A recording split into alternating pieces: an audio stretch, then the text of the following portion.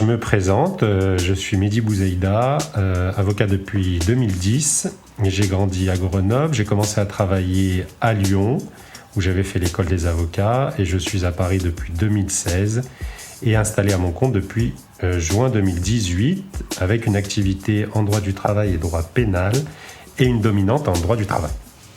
Je suis devenu avocat bénévole pour le CCEM à la suite d'un ensemble de choses, comme c'est bien souvent le cas. D'abord des rencontres, le fait que mon activité soit au carrefour du droit du travail et du droit pénal répond à des attentes du comité, et puis de mon côté une envie, une volonté de faire de mon activité d'avocat un engagement citoyen. Les entretiens libres du CCEM.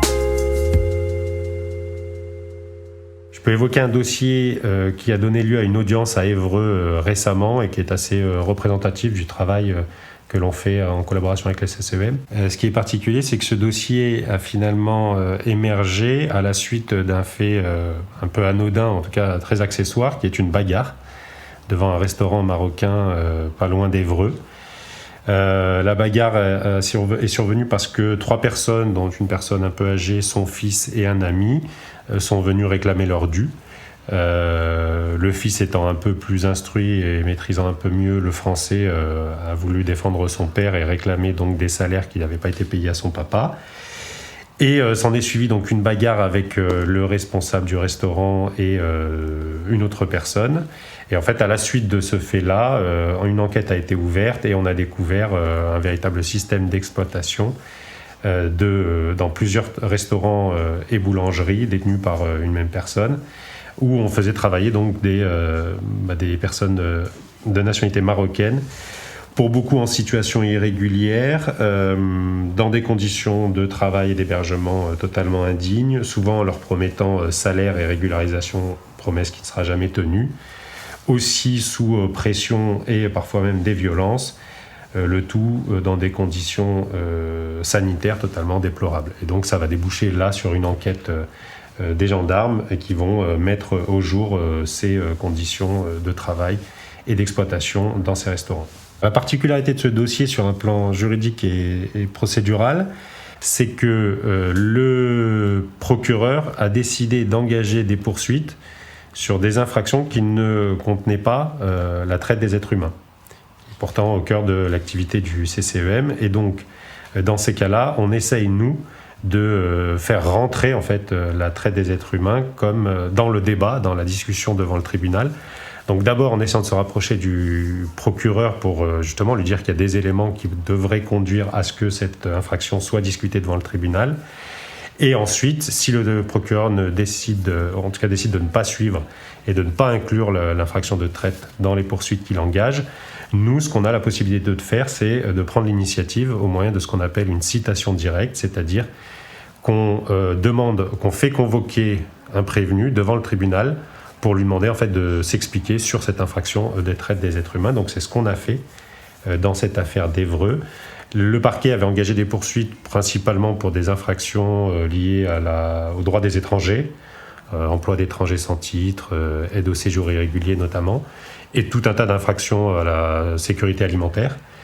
Et nous, on a fait la citation directe en complément, avec l'idée de se dire que la traite des êtres humains en fait restituait la véritable ampleur des faits, et on ne se limitait pas à des infractions très ponctuelles et très limitées par rapport, encore une fois, à l'ampleur de la situation.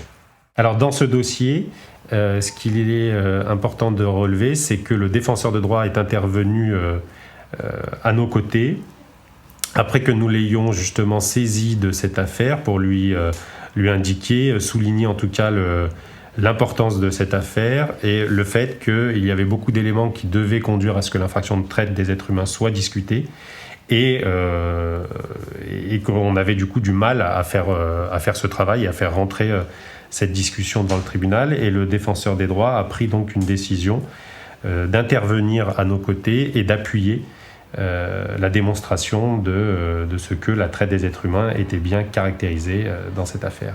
L'intervention du défenseur des droits n'est pas forcément fréquente, évidemment parce qu'ils sont prudents et ils font un travail aussi d'analyse des dossiers. Et là, en l'occurrence, c'est la première fois que Dans un dossier du CCEM, le défenseur de droit intervient en matière pénale et il avait déjà pu le faire dans d'autres dossiers, notamment sur des volets administratifs. Pour définir juridiquement l'infraction de traite des êtres humains à des fins d'exploitation par le travail, la loi fixe 3 éléments principalement: une action, un moyen, un but. Alors l'action, c'est quoi? L'action, c'est le recrutement, le transport, le transfert, l'hébergement ou l'accueil de salariés.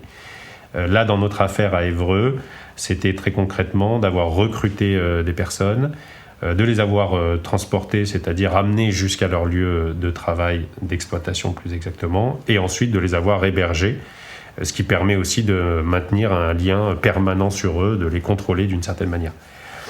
Le moyen exigé par la loi, c'est l'emploi de menaces, de contraintes, de violences ou de manœuvres dolosives. Alors qu'est-ce que ça veut dire? En l'occurrence, très souvent ce qu'on retrouve, des menaces, des contraintes, on comprend, des violences également. Manœuvres dolosives, ça regroupe assez souvent des fausses promesses en fait. On vous dit, viens travailler, tu vas voir, je vais te payer super bien, je vais te permettre de régulariser ta situation, d'avoir un titre de séjour. Et puis en réalité, les promesses ne sont pas tenues, c'est ce qui s'est passé en l'occurrence, puisque à chaque fois on recrutait spécifiquement à l'intérieur d'une même communauté, en l'occurrence l'employeur exploiteur était marocain et allait puiser dans un vivier de main-d'œuvre aussi marocaine, souvent peu instruite et très souvent en situation irrégulière, et donc qui voyait dans cette perspective de travail un moyen de s'en sortir. Et le but fixé par la loi, c'est de soumettre ces personnes à des conditions de travail et d'hébergement contraires à la dignité humaine. Autrement dit, là, dans notre dossier, ces personnes d'abord travaillaient dans des conditions tout à fait inacceptables, avec des horaires beaucoup trop importants et mal ou pas rémunérés, et en plus des conditions d'hébergement également tout à fait indignes, puisque certaines vivaient... le cuisinier vivait dans la cuisine allongé par terre au milieu parfois de rats et de détritus, l'autre devait se cacher dans un faux plafond. Enfin, on a ce type de situation. Ce qui est important de souligner dans notre affaire à Évreux, c'est qu'on avait affaire vraiment non pas à une situation isolée d'une personne qui tombe sur une personne un peu maligne qui tombe sur une personne naïve, mais c'était vraiment un système, puisqu'on retrouvait systématiquement le même procédé, d'aller chercher une personne de nationalité marocaine, généralement peu instruite, de lui promettre les mêmes choses, de l'héberger à peu près dans les mêmes conditions et de l'exploiter à peu près dans les mêmes conditions. Donc, à l'issue de cette audience qui s'est tenue le 13 juillet 2021, le tribunal a rendu une décision qui nous est favorable, c'est-à-dire qu'il a reconnu l'existence de la traite des êtres humains et le fait que les personnes pour qui on agissait en avaient été victimes.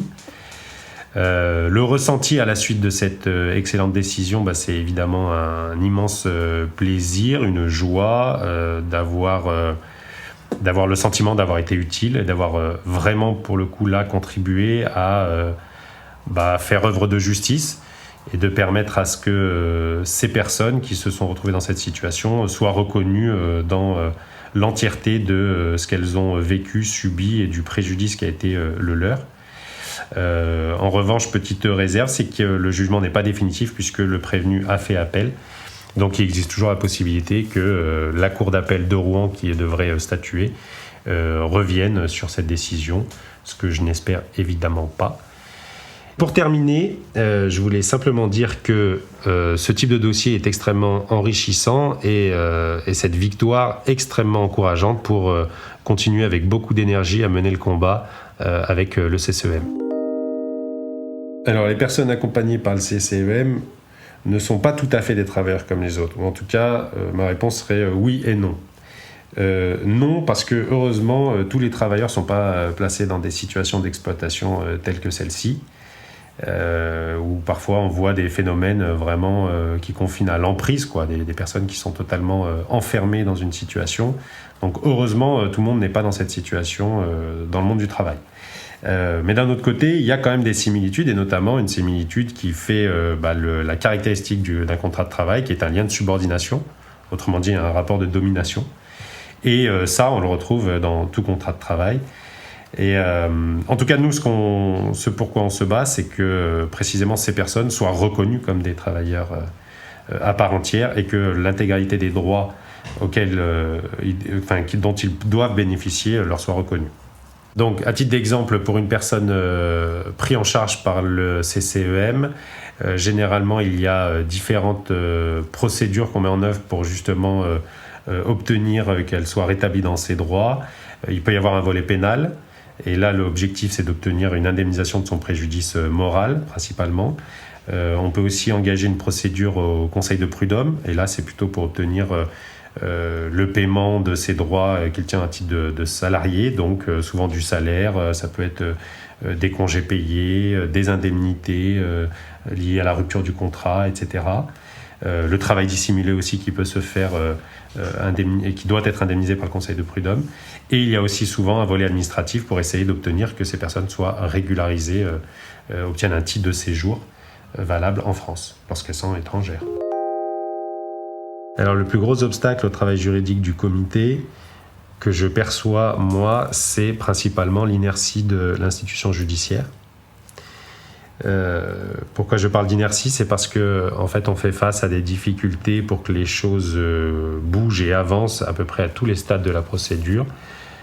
Des difficultés pour déposer plainte, autrement dit pour que la plainte soit acceptée, recueillie et enregistrée, et que ensuite cette plainte donne lieu à une enquête. Là aussi, on fait face parfois à des réticences qui peuvent souvent s'expliquer au fait que ce sont des situations qui sont confinées. Il n'y a pas forcément de témoins, donc de prime abord, les enquêteurs peuvent assez rapidement se dire qu'on va manquer de preuves et que finalement c'est voué à l'échec. Et puis ensuite, des difficultés aussi à obtenir une décision de poursuite, des difficultés pour obtenir la copie du dossier, des différents documents qui peuvent être réunis dans le cadre de l'enquête quand elle a eu lieu, et ensuite des difficultés à obtenir que, comme je le disais tout à l'heure, la traite des êtres humains soit poursuivie et condamnée par les tribunaux. Ceci étant dit, on constate quand même que grâce au travail du comité et grâce aussi à un effort dans les politiques publiques, il y a de plus en plus de résultats. La reconnaissance de l'infraction de traite des êtres humains dans le cadre des poursuites, des services d'enquête compétents qui ont été mis en place, et notamment l'OCLTI, l'Office central de lutte contre le travail illégal, et aussi tout un effort de formation des différents maillons de la chaîne pénale, donc enquêteurs, procureurs et magistrats, qui nous permettent aussi d'avoir de bons espoirs pour la suite et l'évolution de la situation. Et ce d'autant plus que désormais l'inspection du travail a également compétence pour reconnaître, relever des situations de traite des êtres humains dans les situations de travail, et ce qui va être aussi ce qui est déjà et ce qui va être un appui certain dans le travail que l'on mène. Mon plus beau souvenir de mon expérience d'avocat bénévole au CCEM serait un de mes premiers dossiers qui m'a permis en fait de voir un dossier de bout en bout et surtout de constater l'évolution positive que le travail qu'on mène avec les CCEM peut avoir aussi sur la vie des gens. Et en l'occurrence, d'abord de recevoir une personne détruite par des années d'exploitation, qui n'a confiance en plus personne, en situation irrégulière, totalement perdue et ne sachant pas quoi faire, apeurée. Et quand on fait le bilan à la fin, on a permis à cette personne qui a fait son travail de son côté de se reconstruire, mais nous, de notre côté, de lui permettre de faire valoir ses droits, de se retrouver en situation régulière en France, de pouvoir du coup appréhender son avenir, que ce soit personnel et familial, de manière beaucoup plus sereine, et d'obtenir quand même une compensation de ce qu'elle a vécu, et qui a pu lui permettre aussi de se relancer dans une vie professionnelle et personnelle.